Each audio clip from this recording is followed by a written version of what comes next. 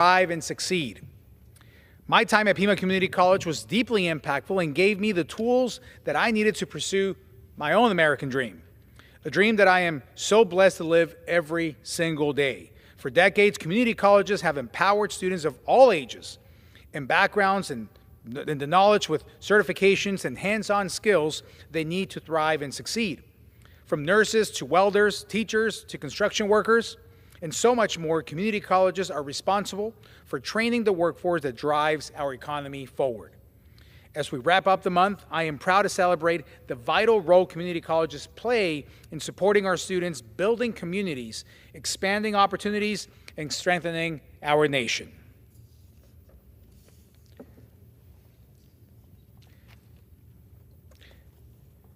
Mr. Speaker, I rise today to thank Michael Humphreys for his distinguished service as Nogales Port of Entry Director.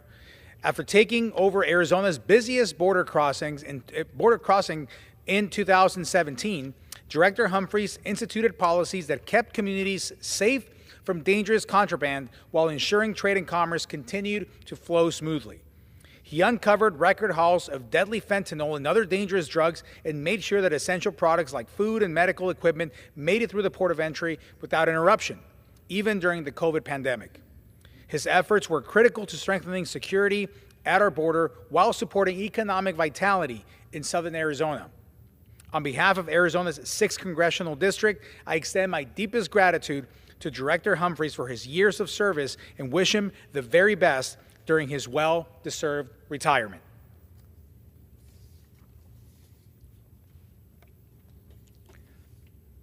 Mr. Speaker, I rise today to celebrate the hard work, dedication, and courage of 7 outstanding members of the Casa Grande Fire Department and congratulate them on a well-deserved promotion.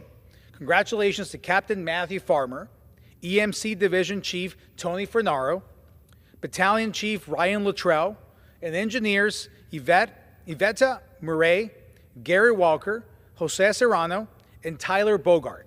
Your courage and selflessness keep our communities safe. It's deeply honorable and much appreciated, so thank you for your service, and once again, congratulations on the well-deserved promotion.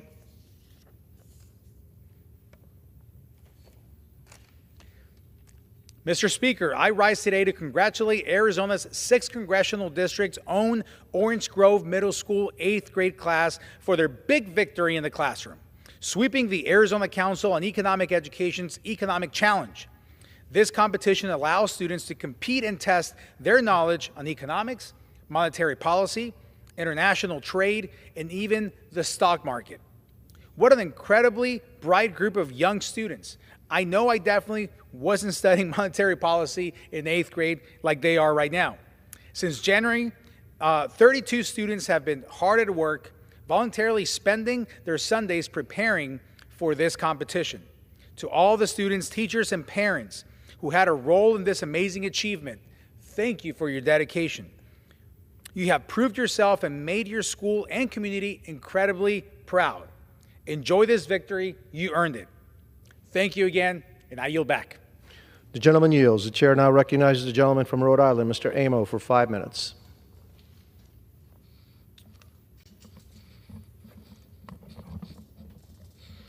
Mr. Speaker, I rise today to honor Rhode Island's late, great Senate President, Dominic Ruggiero. Mr. Speaker, Donnie, as he was referred to by those who knew him best, was a force to be reckoned with. A forza, as his Italian loved ones would say. For over 40 years as a state legislator for North Providence, a jewel of the 1st Congressional District, President Ruggiero served as a champion for all Rhode Islanders. From infrastructure to the environment, labor protections, and more, he fought for the places and people who make the Ocean State great. Hardworking people, like my mom, who worked for years as an SEIU nurse in Rhode Island nursing homes. Every time our paths crossed, he would remind me how, with enough hard work, grit, and determination, that anything is possible, even my own story. He loved our state, and he loved our state house. Throughout his tenure, he mentioned and mentored so many legislators, countless legislators, regardless of the aisle that they sat on. His passing last week, after a lengthy battle with cancer, is both a profound loss for our community and for our state. Earlier this week, we came together at St. Anthony Church in North Providence to remember this beloved icon in Rhode Island history. Today, I join President Ruggiero's friends, family, staff, and colleagues who will carry on the torch that he lit and ensure that his legacy shines a light for generations to come.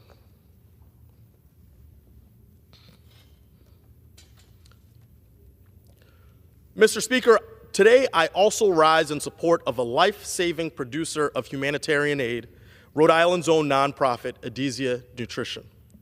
Since coming to Congress, I've been proud to advocate for Adizia in hearing after hearing as vice-ranking member of the Foreign Affairs Committee. I've joined over 200 of my Democratic colleagues in an amicus brief to push back on Trump and Elon Musk's unlawful destruction of USAID. And I've led bipartisan appropriation letters to support funding for Adizia's work.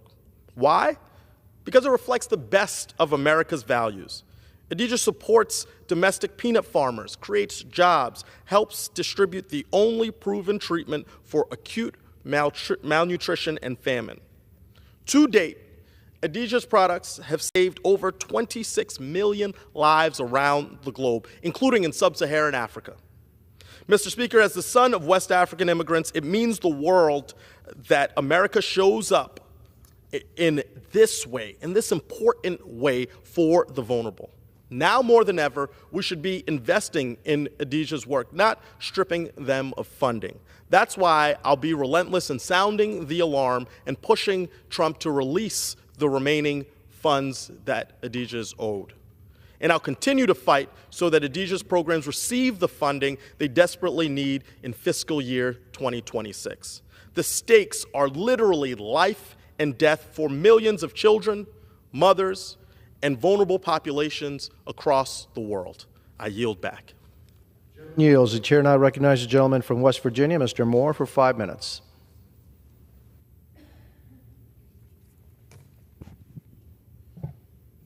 Thank you, Mr. Speaker. Today I rise to address a grave and urgent crisis: the rampant persecution of Christians in Africa and the Middle East. Across these regions, our brothers and sisters in faith experience violence, displacement, and death for their belief in our Lord Jesus Christ. No person or community should ever face such brutal conditions for acknowledging the name of Jesus. In Nigeria, the situation is dire.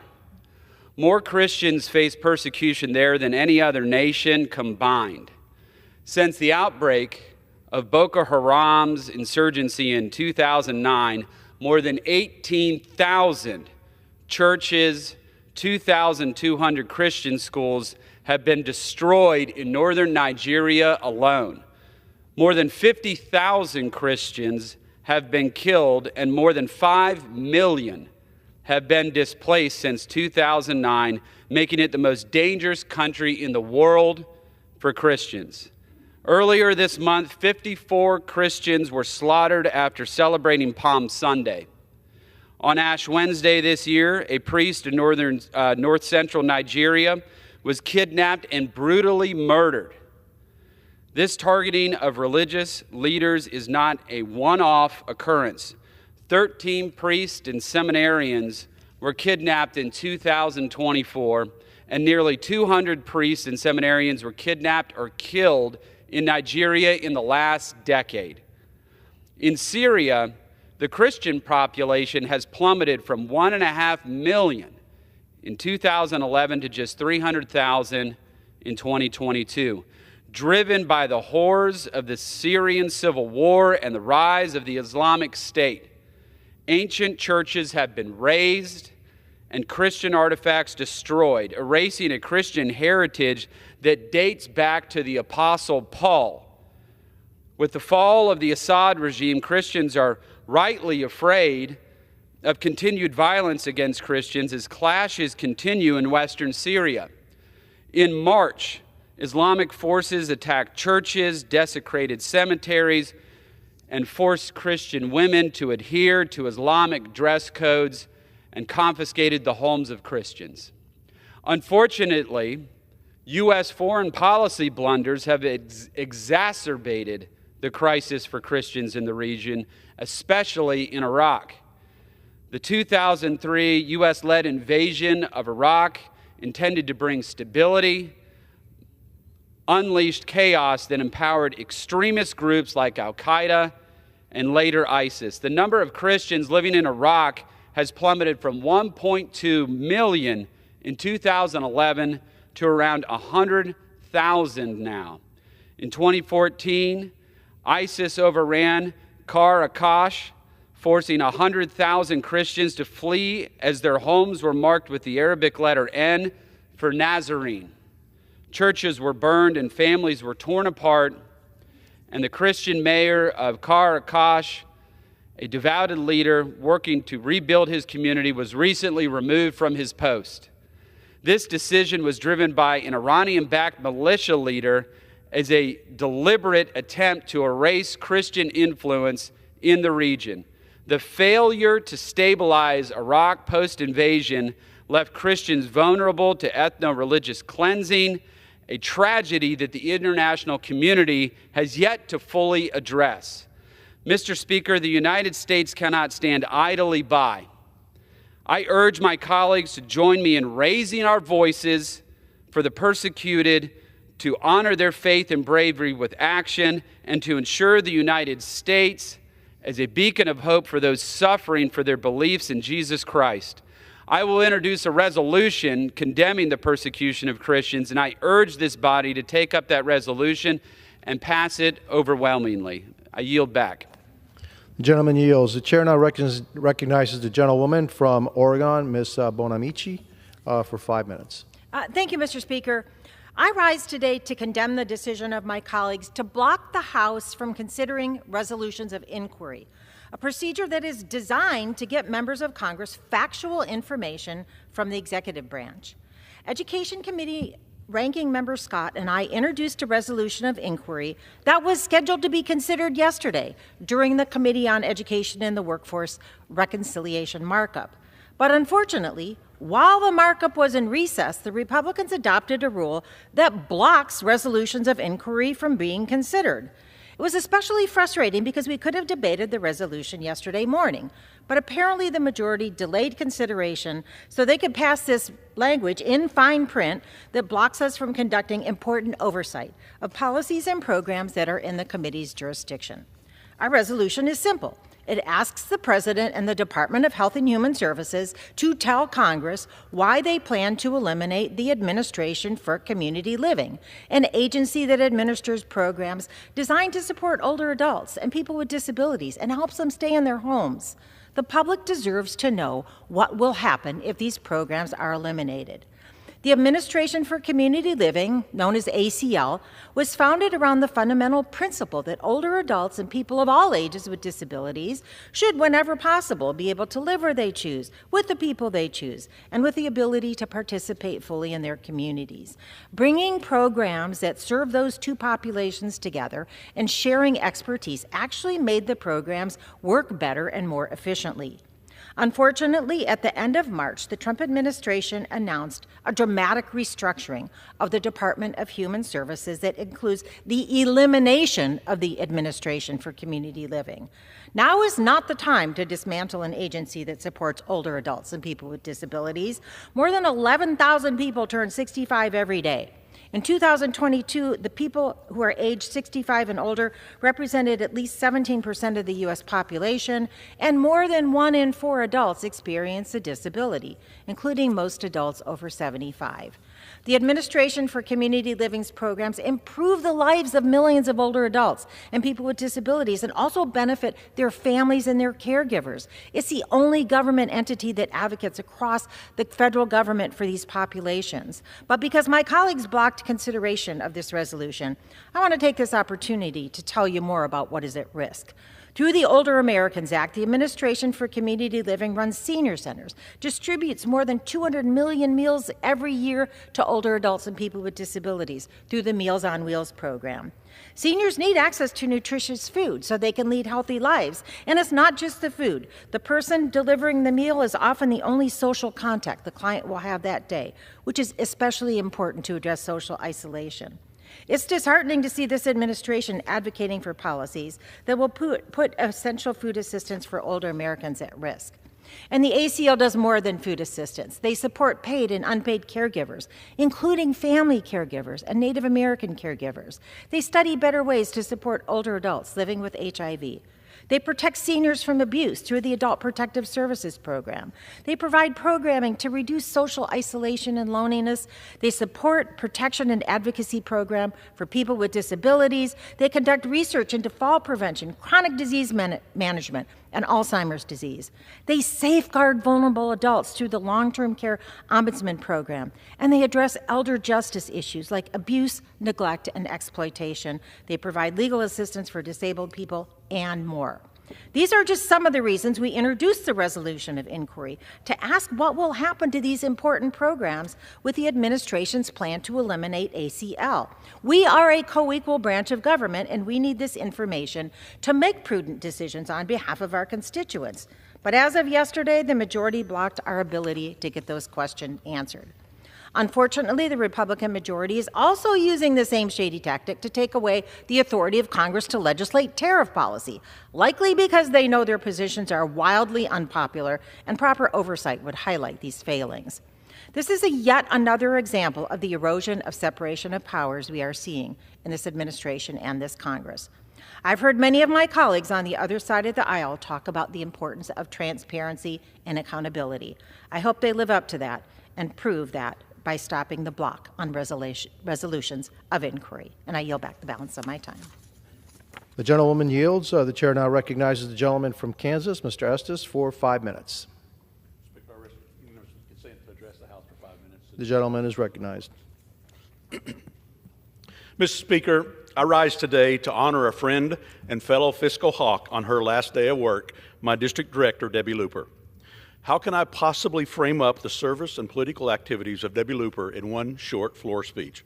Her presence in Kansas politics is deep, and a great number of elected officials at the state, local, and federal levels have consulted with Debbie or sought her advice at some point in their career. Many Kansans know Debbie and have appreciated her dedication to serving the people of the 4th District of Kansas. She is a pillar in Kansas politics and has been repeatedly recognized for her service, most recently receiving the Spirit of Unity Award from the Sedgwick County Black Republican Council. She's also received the Kansas Republican Party's Huck Boyd Volunteer of the Year Award twice. She's been an integral member of winning campaigns locally and statewide. She served as the Chief of Staff for the Kansas Senate Ways and Means Committee before joining my staff to lead my district office. Debbie is a battle-tested, stalwart conservative who is trusted by many throughout Kansas. And her conservatism isn't a fad or a political front. It is who she really is. In fact, I've been known as the fiscal hawk throughout my time in public service, but she's pretty comparable, giving me a run for her money on that banner. Debbie's also been a bridge builder and mentor. Even when factions arise, Kansans continue to trust her leadership and count on her to help bring people together. It's one of the reasons she's made such a phenomenal district director. The staff in my office in Wichita has learned from her guidance and decades of experience, and she's fostered a family, not just a group of employees. Debbie was my very first hire following my special election in 2017. As district director, Debbie was always focused on what was best for Kansans, particularly in the 4th Congressional District. She ensured constituents were helped, whether they had a problem with a government agency, they had an opinion on an issue, or they just wanted to express a complaint or sometimes a compliment. Business groups, schools, healthcare providers, and farmers and ranchers can all count on Debbie to help them. Today is her last day as a full-time employee, but retirement for Debbie doesn't mean an end to a busy and engaged life. She is transitioning to more time in her favorite roles as wife, mother, grandmother, and daughter. She will be spending far more time with family while still having some time for her favorite hobbies, helping with campaigns. And I'm confident that Kansans will still seek her advice and consultation. At least they will if they know what's best for them. Debbie, thank you for 8 years of serving as my district director. But more than that, thank you for your decades of friendship. You've watched my kids grow up and been part of my family. Your presence will be missed in the office each day, but I'm grateful I'll still see you around. Happy retirement. And with that, Mr. Speaker, I yield back. The gentleman yields. The chair now recognizes the gentlewoman from California, Ms. Berrigan, for 5 minutes.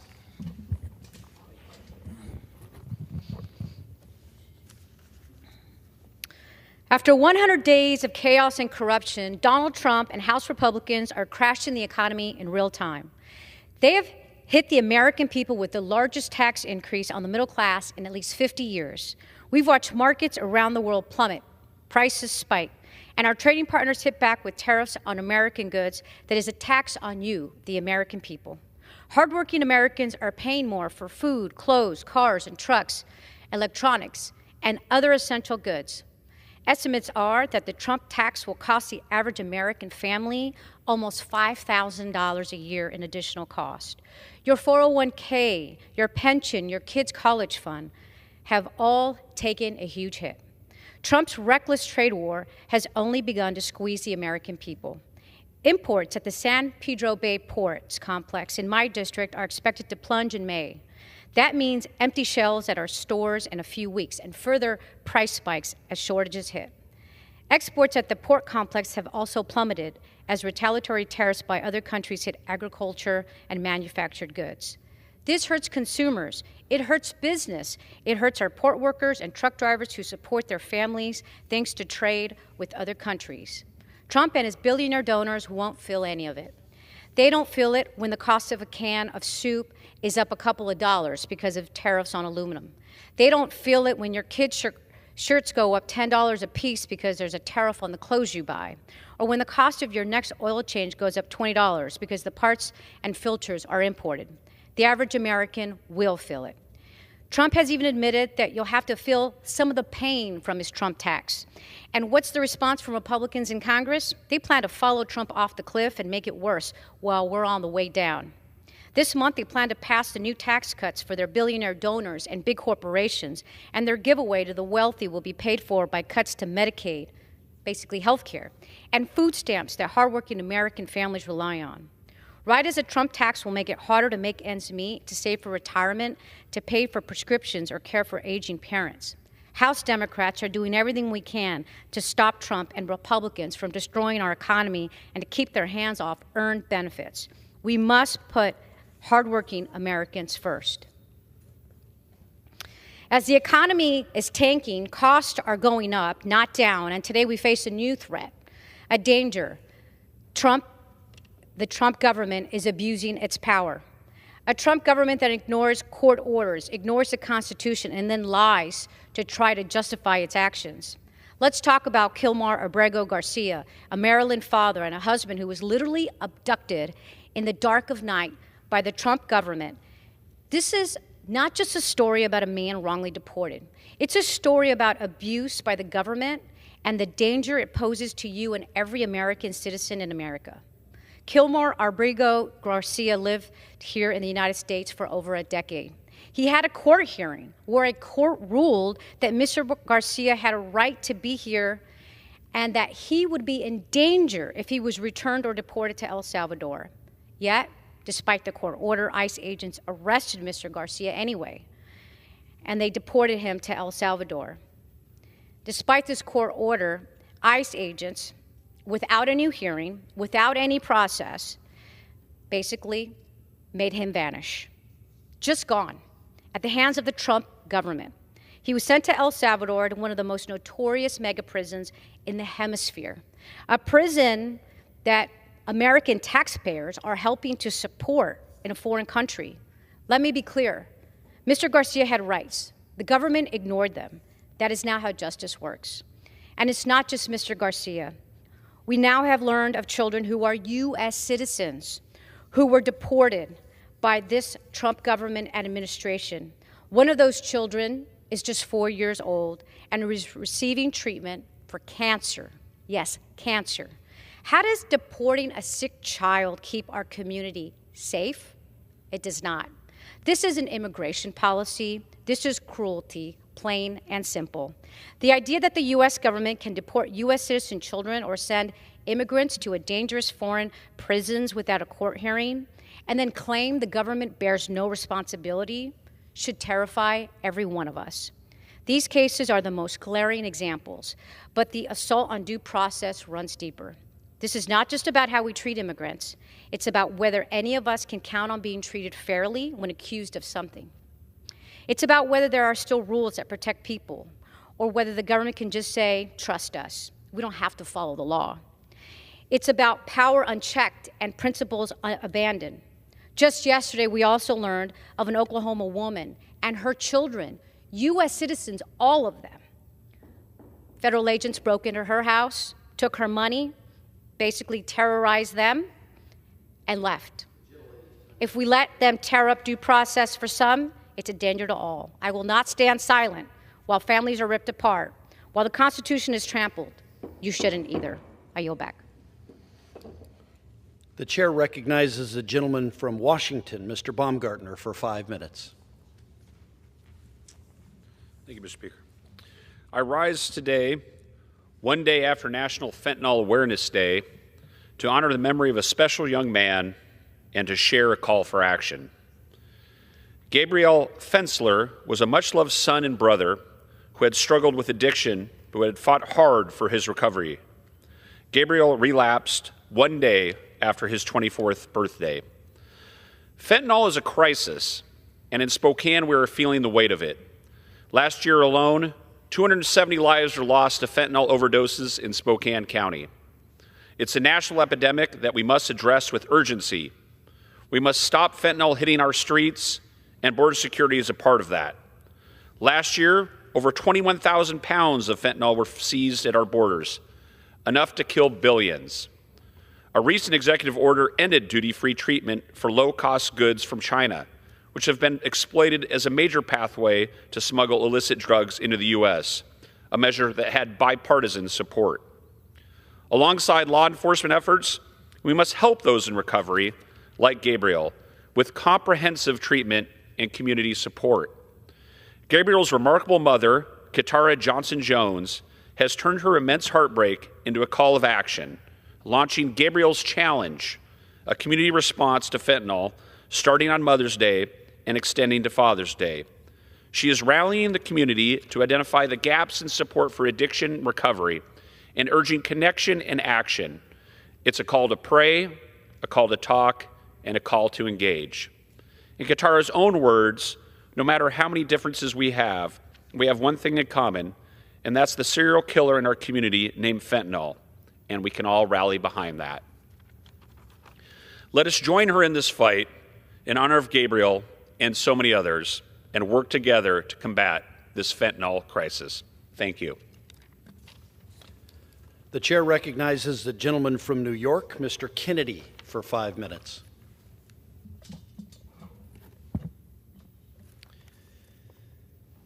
Thank you, Mr. Speaker. I rise today with a heavy heart to honor the life and legacy of a great man, a political icon, and a friend and mentor to many, Congressman John LaFalce. John Joseph LaFalce was born October 6, 1939, and passed away on April 11, 2025. He was laid to rest earlier this week. While we mourn the loss of this extraordinary leader, we also celebrate the incredible contributions he made, not just to Western New York, but to New York State and our entire nation. The son of a union steward and bakery worker, John never forgot where he came from. His upbringing shaped his politics. He knew what it meant to struggle. His empathy and faith drove his mission in elected office. John lived his faith by fighting for labor rights, defending the vulnerable, and standing up for the voiceless. It was the moral compass that guided every vote, every word, and every fight. He knew that serving in Congress was a sacred calling, and he fulfilled it with grace, conviction, and compassion. Before entering public life, he served our country as a captain in the United States Army. Upon his return from the military, his continued commitment to service drove him toward government, serving in both the New York State Assembly and Senate. Then in 1974, representing Western New York in this chamber for 3 decades. John came to Washington in the aftermath of Watergate, part of the new wave of lawmakers determined to restore integrity and rebuild the public's trust in our government. Congressman LaFalce spent nearly 30 years shaping national economic policy, leading the House Small Business Committee, and serving as the top Democrat on the Banking Committee. He built a reputation as a thoughtful, deliberative, and independent voice. He was a leader, not beholden to politics, but to the truth, and above all, to the people he served in Western New York. On the Financial Services Committee, John emerged as an early and steadfast voice against the predatory practices of payday lenders and subprime scams that trapped working families in endless debt. He fought to strengthen consumer protections for women by introducing and passing legislation that created opportunities and resources for female entrepreneurs, opening doors that had long been shut. But perhaps nothing exemplifies Congressman John LaFalce's leadership more than his fearless fight for our community following the Love Canal disaster. At a time when so many were reluctant to confront the truth, he stood firmly with the people of Niagara Falls, ensuring that they would not be ignored or left behind. He put on boots, walked into basements flooded with toxic sludge, and stood with families in their hour of need and demanded more from our government. John directed the eyes of the world onto Western New York and forced the nation to reckon with the dangers of industrial pollution. He pushed for federal recognition of this crisis and secured an emergency declaration, ultimately creating the Superfund program. His efforts helped bring justice and relief to families facing an unthinkable public health catastrophe and environmental calamity. John LaFalce was not afraid to take a lonely stand when his conscience demanded it. He voted against authorizing the war in Iraq, not once, but twice. He challenged legislation he felt went too far, even if it came at a political cost. He never stopped thinking independently, and he never stopped thinking about what was right for Western New York. But beneath his tough exterior in Washington was a profoundly loving and gracious soul who treated everyone like family. To him, nothing was more important than family. At his funeral service this past Monday, John's beloved son Martin told the story of a devoted father with a tender heart and a love for the joys of life. Congressman LaFalce leaves behind a legacy of service, of decency, and of standing up always for Western New York. I'm personally grateful to Congressman LaFalce for the guidance and wisdom that he provided me. It's made me a better representative for our community. To his wife, Patricia, his son, Martin, and all of his loved ones, I offer you my prayers and deepest condolences. May Congressman John LaFalce rest in peace and power. I yield back. The chair recognizes the gentlewoman from California, Ms. Kim, for 5 minutes. Thank you, Mr. Speaker. Today, I rise to recognize Blake April and 50 years since the fall of Saigon. Over 8.7 million Americans served during the Vietnam War, including 2.7 million who put boots on the ground. We will always remember the 58,281 U.S. service members who gave everything for freedom. And we rally with our Gold Star families and the loved ones of the 1,573 Americans who remain missing in action. Many of my constituents fled Vietnam in the fall of Saigon and found Orange County in Southern California their new home. And I am proud to have witnessed many of them becoming a very successful members of our society, thriving in all sectors that make America great. And I'm so proud to call many of them friends. Our Vietnamese American community knows well that we cannot take freedom for granted. So to our Vietnam era veterans, welcome home. And know that your service protected freedom on the world stage, and we are very grateful. Thank you, and I yield back. The chair recognizes the gentleman from Virginia, Mr. Subramaniam, for 5 minutes. Thank you, Mr. Speaker. For years now, we've heard a lot of false accusations about rigged elections and voter fraud. For instance, despite accusations that non-citizens were casting ballots in Virginia, studies found that there were 0 instances of non-citizens illegally voting over the past 20 years. And let's be honest, these accusations erode public trust and threaten our democracy. So some localities are stepping up to fight these accusations. 2 of those localities in my district are Prince William County and Fairfax County, which recently won the U.S. Election Assistance Commission's Clearinghouse Awards, or the Clearys. Prince William County in particular was the first county to publish voting results tapes online in Virginia history. So they're not only saving the results, they are publishing them. And here's the truth. In Prince William County, Fairfax County, and counties all across the country, officials are working tirelessly to ensure our elections are safe and secure. And that's accountability, that's transparency, and that's democracy in action. So congratulations to Prince William and Fairfax counties on your award. And I look forward to working with them and other counties on fighting false accusations about our elections. Today marks the 50th anniversary of the fall of Saigon, and thousands of Vietnamese families escaped during the war, coming to America and Virginia in search of safety, opportunity, and a new life. There are now over 2.3 million Vietnamese Americans in the U.S., and many Vietnamese American families call Virginia home. And Vietnamese Americans have become an integral part of our community, from public service and the arts to groundbreaking work in science, business, and education. And I am proud of the work being done to support Vietnamese refugees right here in Virginia. One example is Boat People SOS, an organization founded to help Vietnamese refugees. They have rescued over 25,000 Vietnamese boat people. And since then, they have expanded their services to aid immigrants, refugees, victims of trafficking, disadvantaged students, and survivors of violence in the United States. So today I recognize the strength, courage, and spirit of the Vietnamese community in Virginia's 10th district and across the country. And to our Vietnamese veterans, welcome home.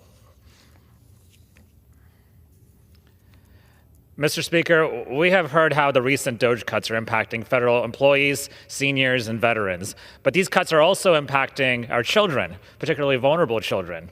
Recently, the Department of Justice announced the termination of federal grants to support court-appointed special advocates, known as CASA programs. CASA programs cultivate trained and appointed volunteers who advocate for abused and neglected children in the courtroom and beyond. The children they serve often need to be removed from unsafe homes and placed in foster care. And at a time when they need it most, the volunteers provide a voice for these children. Fairfax County's CASA program, for instance, has served over 8,500 kids in our region, including 376 in this fiscal year. And they do incredible work to help place children in permanent homes and set them on a path for a brighter future. And funding CASA receives from the Victims of Crime Act is now on the chopping block. These cuts will put a strain on already stretched thin court-appointed special advocate teams in Virginia and around the country. And the result? More vulnerable children with less support. So we must stop these cuts and fight to protect children that these programs serve. Finally, Mr. Speaker, I rise today to address the administration's efforts to dismantle a cornerstone of American speech, our public media system. The administration is calling on Congress to rescind appropriations for PBS and NPR, 2 public media institutions that have served Americans for nearly 60 years. Each month, 36 million people watch their local PBS stations. PBS Kids averages 15.5 million monthly users, including my kids. And more broadly, PBS and NPR tell the American story through arts, culture, and history programs. But let's be clear, these are not about budget cuts or making government efficient. This is a gutting of an institution that many people, especially those living in rural areas, rely on for information and trusted programming. In regions with limited or no broadcast access, PBS and NPR are among the few sources of media people have to stay informed. The administration argues that this move is necessary to prevent America's culture from being re-engineered, but make no mistake, cutting public media doesn't preserve our culture. It silences local voices, weakens civic engagement and education, and strips away the resources that help children learn. So we must oppose these cuts. Thank you, and I yield back. The chair recognizes the gentleman from Indiana, Mr. Bayard, for 5 minutes.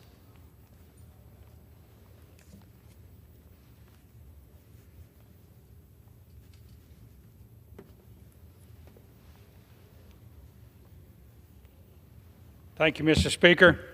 You know, I rise today to honor McCutcheon High School's Mavericks robotics team, which won the 2025 First Robotics Competition World Championship. The Mavericks robotics team competed against 3,700 teams from around the world just to clinch a spot in the World Championship. Only 600 of those teams made the cut, and this robotics team won it all. These talented students from McCutcheon High School dedicated 17 to 20 hours a week designing, building, and marketing their robot. Each of the students on the Mavericks robotics team played a vital role in their global victory, from designing aspects of the robot, computer programming, crafting the physical build of the robot, or helping raise money for the project. These brilliant students should be proud of this truly outstanding accomplishment. Congratulations to the world champion McCutcheon Mavericks robotics team.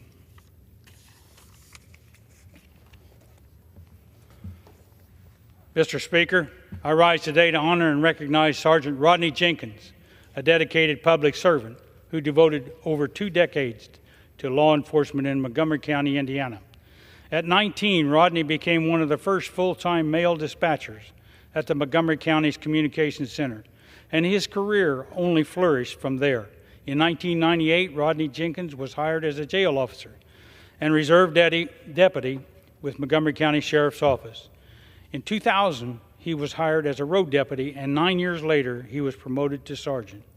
His leadership, coupled with his dedication to both administrative and field duties, showcases his true passion for law enforcement and community service. We are grateful for Sergeant Jenkins' exceptional service to our community, and I'm proud to congratulate him on his well-deserved retirement. Mr. Speaker, I rise today to honor Dr. Karen Plout, the Executive Vice President for Research at Purdue University, who recently announced she will retire June 30th of this year. Dr. Plout has a truly impressive career. Dr. Plout attended the University of Vermont, received her master's from Pennsylvania State University, and received her PhD in animal science from Cornell University. She held a fellowship on the National Cancer Institute at NIH and led breast cancer research at the University of Vermont. Dr. Plout then joined NASA and served as the lead scientist for the International Space Station Biological Research Project, working with engineers to build life sciences habitats for zero gravity. She joined Purdue University in 2010 and became Executive Vice President in 2023. I wish her the best of luck and congratulate her on her well-earned retirement. Mr. Speaker, I rise today to honor fellow Boilermaker Dr. John Scamahorn. Dr. Scamahorn earned his degree from Purdue University in veterinary medicine in 1972 and has spent his career supporting veterinarians at the local, state, and national level. Dr. Scamahorn runs the Animal Medical Clinic in Greencastle, Indiana. He also helped found the Indiana Animal Health Foundation, which helps fund scholarships, service animals.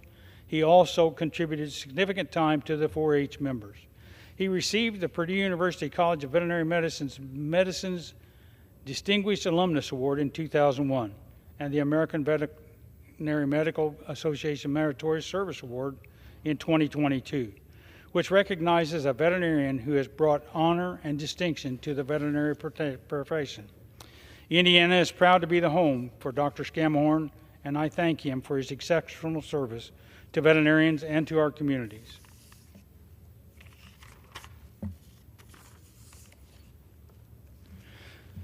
Mr. Speaker, I rise to honor Jinsey Bingham, a trailblazing broadcaster and lifelong Greencastle, Indiana resident.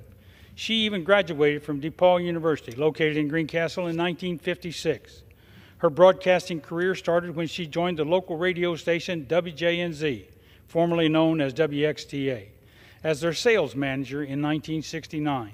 In 1977, Jinsey Bingham became the first woman in Indiana to own and operate a commercial radio station. She ran WJNZ, which is now known as WREB, and serves Greencastle to this day. In 1996, she received the Lifetime Achievement Award from the Indiana chapter of American Women in Radio and Television. Jinsey Bingham retired from broadcasting in 1994, but continues to be active in the Greencastle community to this day. She is also known as the unofficial historian for the area. I am grateful to know her and thank her for her decades of service to Greencastle. Thank you, and I yield back. The chair recognizes the gentleman from Illinois, Mr. Caston, for 5 minutes.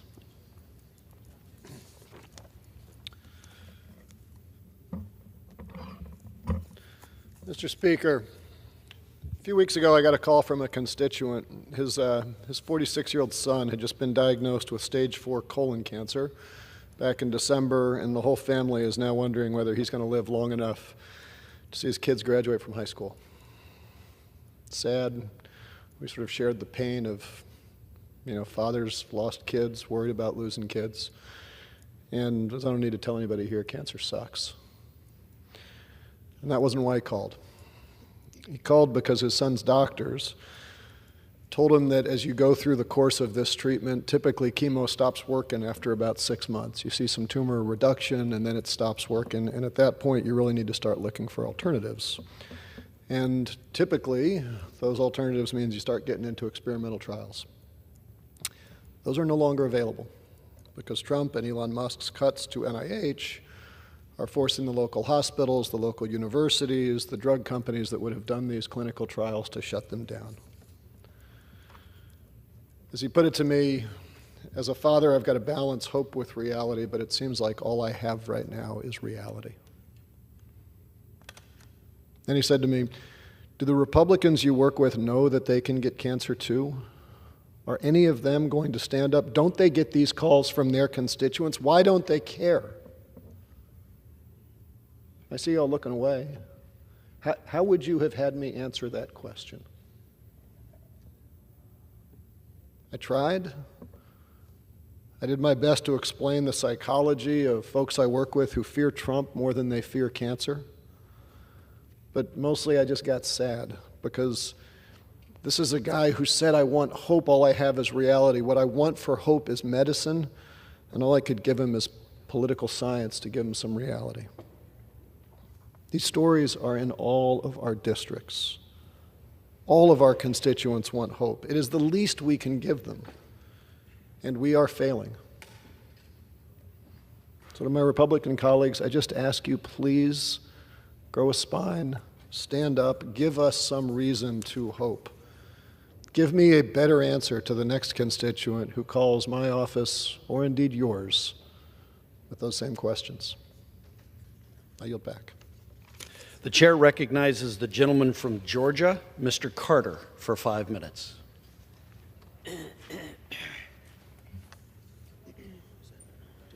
No.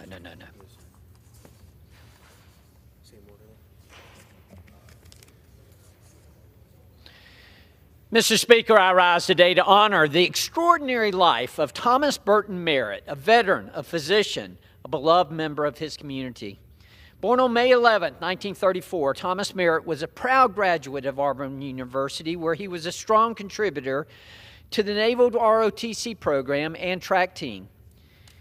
After graduating, he joined the Navy, completed his medical degree, and served with distinction as both a naval aviator and a psychiatrist. With over 20 years of military service, he was awarded the National Defense Medal, the Naval Aviator Medal, and the Expert Medal for .45 caliber pistol. In 2008, he